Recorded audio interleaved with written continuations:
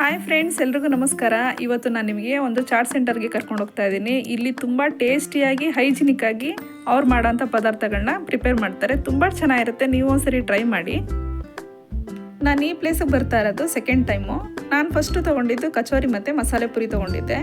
ಕಚೋರಿ ಮಾತ್ರ ತುಂಬ ಚೆನ್ನಾಗಿತ್ತು, ಕ್ರಿಸ್ಪಿಯಾಗಿ ಮಾಡಿದರು, ಮಸಾಲೆ ಎಲ್ಲ ಮೈಲ್ಡ್ ಆಗಿತ್ತು, ತಿನ್ನೋದಕ್ಕೆ ತುಂಬ ಟೇಸ್ಟಿ ಅಂತ ಅನ್ನಿಸ್ತಾ ಇತ್ತು.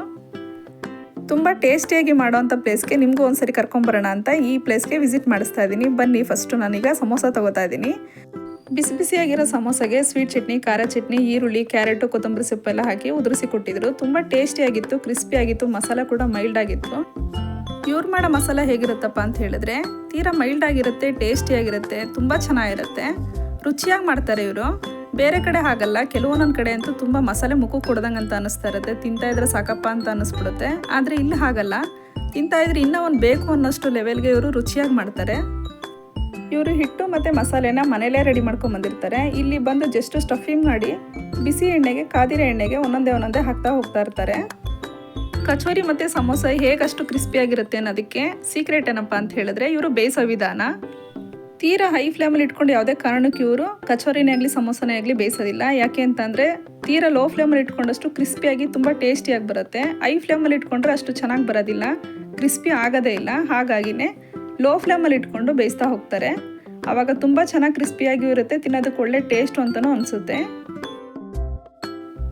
ಕಚೋರಿನ ಗೋಲ್ಡನ್ ಬ್ರೌನ್ ಆಗೋ ತನಕ ನಿಧಾನವಾಗಿ ಲೋ ಫ್ಲೇಮಲ್ಲಿ ಎರಡೂ ಕಡೆ ತಿರುಗಿಸ್ಕೊಂಡು ನಿಧಾನವಾಗಿ ಬೇಯಿಸ್ಕೊತಾ ಇದ್ದಾರೆ. ಕಚೋರಿ ರೆಡಿ ಆಗೋಷ್ಟರಲ್ಲಿ ನಾನು ಆರ್ಡ್ರ್ ಮಾಡಿದ್ದು ದಹಿ ಪುರಿ. ದಹಿನೂ ಅಷ್ಟೇ ಸ್ವೀಟ್ ಚಟ್ನಿ, ಖಾರ ಚಟ್ನಿ, ಮೊಸರು, ಈರುಳ್ಳಿ, ಕ್ಯಾರೆಟು, ಚಾಟ್ ಮಸಾಲ, ಸೇವೆಲ್ಲ ಹಾಕಿ ಚೆನ್ನಾಗಿ ಕೊಟ್ಟಿದ್ರು. ಟೇಸ್ಟ್ ಅಂತೂ ಅಲ್ಟಿಮೇಟ್ ಆಗಿತ್ತು, ತಿನ್ನೋದಕ್ಕೆ ತುಂಬ ರುಚಿ ಅಂತ ಅನ್ನಿಸ್ತು.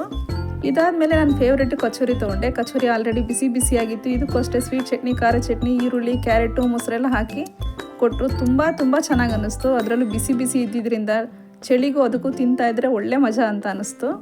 ಫೈನಲಾಗಿ ನಾನು ತೊಗೊಂಡಿದ್ದೆ ಜಾಮೂನು ಯಾರೋ ತಿನ್ಬಿಟ್ಟು ತುಂಬ ಚೆನ್ನಾಗಿದೆ ಅಂತ ಹೇಳ್ತಾಯಿದ್ರು. ಹಾಗೆ ನಾನು ಟೇಸ್ಟ್ ಮಾಡೋಣ ಅಂತ ತೊಗೊಂಡೆ. ಟೇಸ್ಟ್ ಅಂತೂ ಅಲ್ಟಿಮೇಟ್ ಆಗಿತ್ತು, ತುಂಬ ಸ್ಮೂತ್ ಆಗಿತ್ತು, ಬಾಯಲ್ಲಿಟ್ಟರೆ ಕರ್ಗೋಗಂಗಿತ್ತು, ಅಷ್ಟು ಚೆನ್ನಾಗಿತ್ತು.